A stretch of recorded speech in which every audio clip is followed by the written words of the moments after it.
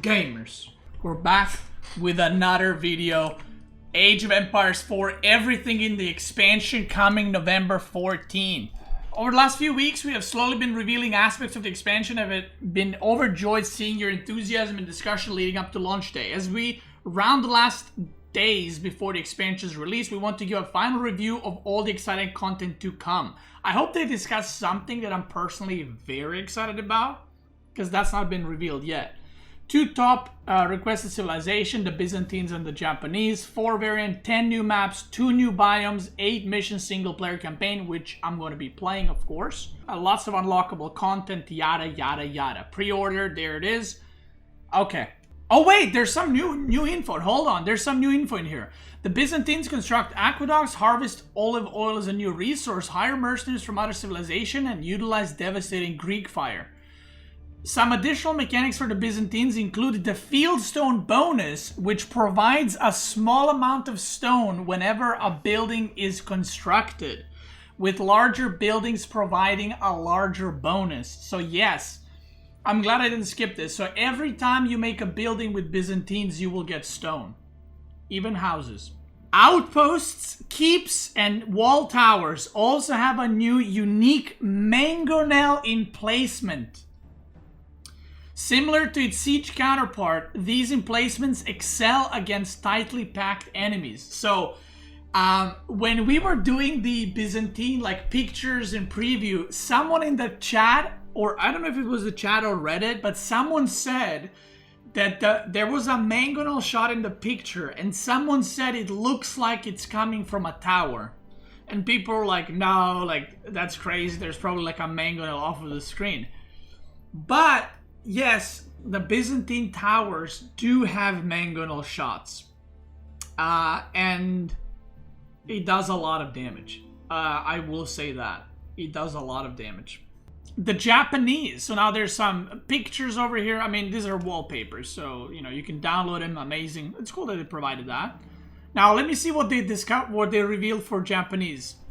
The Japanese have access to several unique units such as Samurai, Shinobi, Bannerman, and Onamusha, as well as some dual-purpose buildings and powerful daimyo upgrades for their TCs. Additionally, the civilization has a unique mining bonus. There it is. 20% of the gold dropped off is received as bonus stone, and 20% of stone, or 20% of stone dropped off is received as gold. So when you drop off 10 gold, you also get 2 stone. Okay? This gives Japanese access to both resources even when only one type of deposit is being mined. In the Imperial Age, the Japanese are able to construct castles, unique keeps with powerful rocket emplacements. No, that is not a misworded statement right there. The Japanese have rockets on their keeps. Let's just say the Chinese keeps got a competitor in the keep department. Knob rockets, it's stronger than that. So, yeah. And it says powerful rocket emplacements. And when I played with this, it was very OP, but I'm hoping they tuned it down. So yeah, now I'm gonna give you a little bit of insight why this is, because I know what a lot of people are thinking right now, right? Oh my god, they're gonna be building wonders like this. Oh my god, there's gonna be keeps everywhere. Oh my god, these civs are gonna have so much more stone than other civs. Hold on, Bob. Calm down, Karen. Listen. There's a reason to both of these civs getting bonus stone. The Byzantines have to build aqueducts, and that will be costing a lot of resources, okay? So this was one of the ways, I guess, to make it this way, so the civ doesn't suffer in the keep departments, also the emplacements and all that. So I actually, the moment I saw this when I played, I said to devs, I said, well, couldn't you just make 300 houses and get a bunch of stone? And then I tried it. Not quite. Like, you're not gonna... That's the first thing I tried. I tried amassing buildings, like wood buildings to get stone. You're not gonna get that much out of it, alright? Now, the Japanese one, I want to remind you guys that obviously they have a lot of unique stuff, and I'm not going to reveal what costs stone, what doesn't. They also have a lot of unique upgrades. They have unique keeps. And I have tried builds. I haven't played Japanese like insane amounts of times, but I have tried builds where you open up with like a lot of villagers on gold in order to mine a lot of gold, but at the same time get like a second TC or something. So you won't be, so just to dispel any concerns, like you won't be mining gold and then you're just gonna get a TC out of it. You know what I mean? From the bonus stuff. I mean, if you do some simple math right now, you can figure that out, right? In order to make in order to get 350 stone, you would need to mine math and stream 1750, right? Gold. Yeah, so just to give you guys like number perspective, right? 20%, you would need to mine 1,750 gold to get enough stone for a town center. Okay, so you're not going to be mining gold and plopping TCs everywhere. Okay, so let's go more down. New variant civilizations. Ayyubids trade the classic House of Wisdom unique technologies that the Abbasid dynasty receives for a choice between multiple. Okay, I don't know if they give more information here. Oh wait, it does. Okay. The Ayyubids trade the classic House of Wisdom unique technologies. Okay. So Ayyubids trade the classic House of Wisdom's unique technologies that the Abbasid dynasty receives for a choice between multiple bonuses on each wing and a stronger emphasis on camels, such as receiving support from infantry instead of vice versa. Okay, so it's shown now, so I can tell you guys about it. The Ayyubids will not have House of Wisdom upgrades like Abbasids do. Okay? I've talked about this before, but every variant civilization has a lot of the stuff that the original Civ has, but it also misses a lot of the stuff, okay? And for example, the Ayyubids, you know, the boot camp, the cheaper TC and economic buildings, all those upgrades Ayyubids do not have. But what they do have is 8 wing options, or it's technically 4 wings, but each wing has 2 options, okay? And they're obviously different, right? And also their camels are the ones that are going to be kind of like the go-to, and the infantry will be made as support to the camels, where Abbasid is the other way around. Abbasid is a very infantry-heavy civ, and you make camels as the supporting units. That's really cool that they're revealing more information, by the way. Jeanne d'Arc takes the French civilization and trades some of its classic civilization bonuses. Faster training villagers and cheaper resource drop-off buildings. So you do not have, with the French variation, you do not have faster training villagers. The villagers train in 20 seconds. And the drop-off buildings, like mill, lumber camps, mining camps, cost 50 wood. So, yeah. Order of the Dragon. Order of the Dragon replaces many of the classic Holy Roman Empire units with gilded versions, which outmatch their counterparts on the battlefield but cost more resources, time, and population. Again, I think they already mentioned this, so nothing revealed there. Jushi's Legacy. Jushi's Legacy takes inspiration from the titular philosopher and re-envisions the Chinese classic dynasty bonuses and landmark for focus on economy and long-term efficiency instead of fast expansion. I mean, again, it doesn't say anything concrete there, but you can kind of get it. Wallpapers for the variant civs. Amazing. Maps.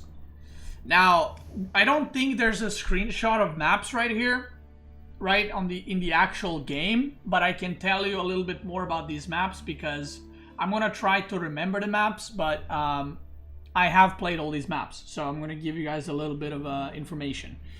African waters experience immediate conflict from the start, as players must battle to secure both space and resources. So the way this one works, the African waters map, is you spawn here and here. So you basically have backwater for both of the civs. There is not a lot of deep water fish, so this won't be like fish economy, you know, kind of thing. The water is like, the water area is large, but there's not that many deep water fish. And then the rich golds and stones are on the sides with sacred sites in the corners, as you can see. There's not a lot of wood on this map, so it's gonna be very, like, think of it kind of like mountain clearing in terms of how close you are to your opponent, but there's more to the map. You know, there's not like mountains like in mountain clearing that block off everything. So, yeah. Cliffside, pattern of cliffs and passes weaves across the map, exposing rich stone and gold deposits. What might be on the other side? Cliffside, I can compare to Lipany, but it seems to have kind of preset cliffs. Because Lipany is not preset cliffs. Lipany cliffs are batshit insane, as you guys know. Cliffside has more of a preset way of the cliff spawning.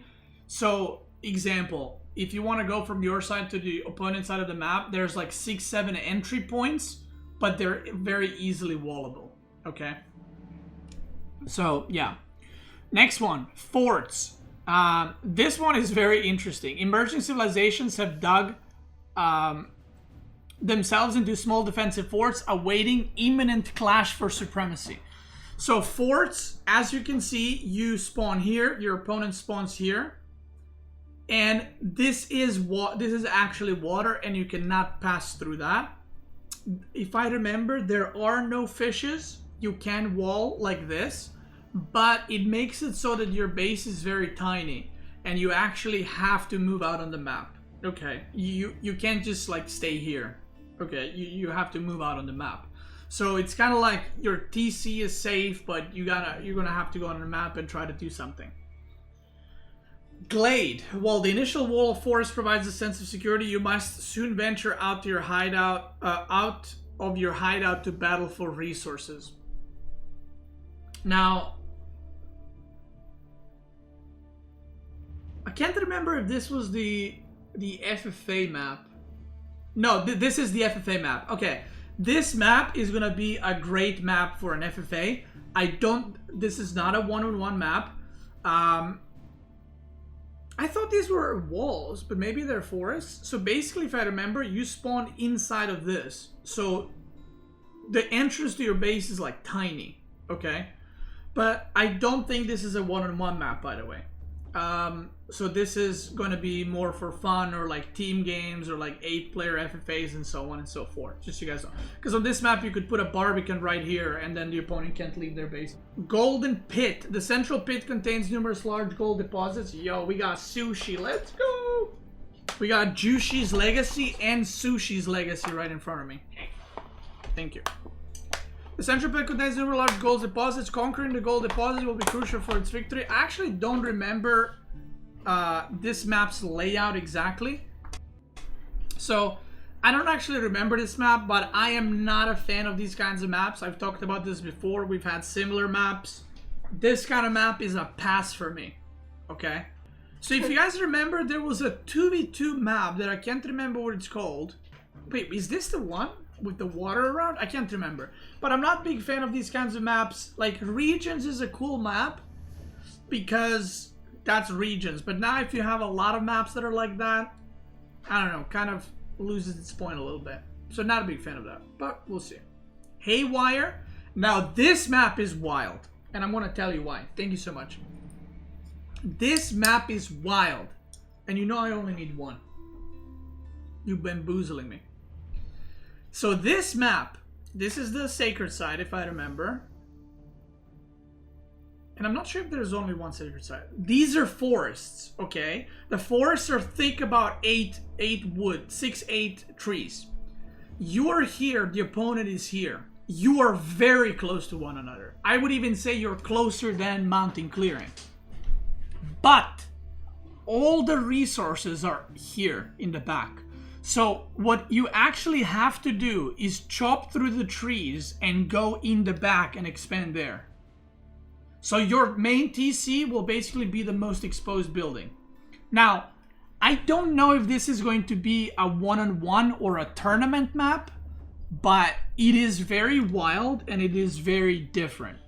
I'm gonna host FFAs on this one for sure, but I'm not sure how competitive this map is gonna be. Hidden Valley is when you ask your mom for the pit and your mom says we got the pit at home. This is the pit at home. But in all seriousness, it's not.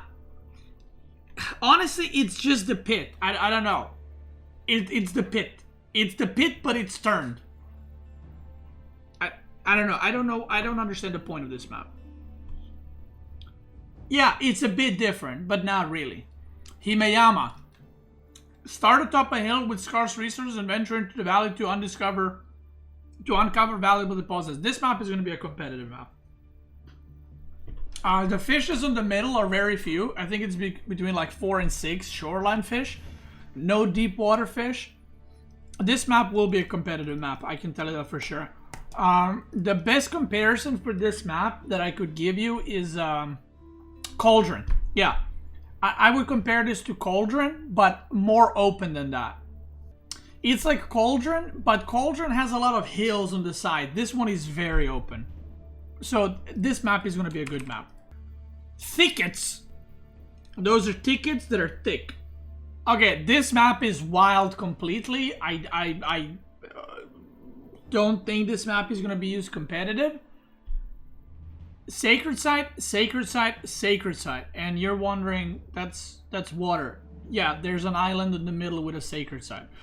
You spawn on this side, opponent spawns on this side. Your TC is almost next to water. And that's the map. Hopefully not a competitive map because it's going to be very easy to wall the sides and it's kind of weird. I don't know. It's cool. I'm going to host FFAs on it. Do I want to play tournaments on it? I mean, maybe, probably not. Turtle Ridge. Oh, wait. Okay, I don't remember this map. Glade. I don't remember. Maybe it's maybe it's a new map that I didn't get to play. Okay. The Glade map I was talking about is this. Turtle Ridge. Okay. You see these entrances. This is all mountains. This is all mountains and every base is a tiny entrance. Okay. So this map is going to be something for FFAs. It's going to be something. And I don't even think there's a Sacred Site on this map. So this map is for FFAs and this is not for one-on-one. So don't be scared. New biomes. In addition to new maps, owners of the Sultan's Ascent also have access to 2 expansion-exclusive biomes when creating lobbies. Japanese Spring and Savannah. Japanese Spring is beautiful. Let me tell you. It's beautiful. It looks really good. You guys know that I'm very specific about biomes. We've had that Enchanted Forest biome. We've had the Blinding Desert biome. Hate both of those. Japanese Spring, think of it like European temperate as far as how clean it is and clear, but the trees are very pretty and it just looks nice overall. So yeah. And then we got Savannah, which based on the grassy plains of Africa and dotted with the iconic acacia tree. I don't know if you guys have noticed, by the way, something. Let me open this image. Do you guys notice something different on this screenshot? In terms of graphics, the water is the answer. The water is changed. That screenshot doesn't even do its justice, by the way. This new Age of Empires 4 single-player campaign takes place in the Middle East during the European Crusades. You'll take on the role of the Muslim resistance and follow the story of historic Muslim leaders and their struggles with the European Crusaders. Players will fight against the Holy Orders of the Templars, Hospitallers, and Teutons, as well as their old foes, the Mongols. Achievements, alright. Byzantine masteries. So yeah, there's some masteries right there. All the good stuff. Oh, there it is. There it is. Another thing that you guys didn't Construct a mercenary house next to a neutral trade post and fully upgrade the contract units to veteran. So there is something with constructing your mercenary houses next to neutral trade posts. Research the Greek fire trebuchet and then destroy 20 buildings. Heal 20 units using Shinto priests in a single match. Spend stone to research all town center upgrades as the Chinese or the Japanese. So there's another thing. So I mentioned earlier the Japanese will be having uses for stone, not just to build TCs, but for other stuff too. There is another thing. I can't believe they didn't mention it, by the way. But there is another major thing.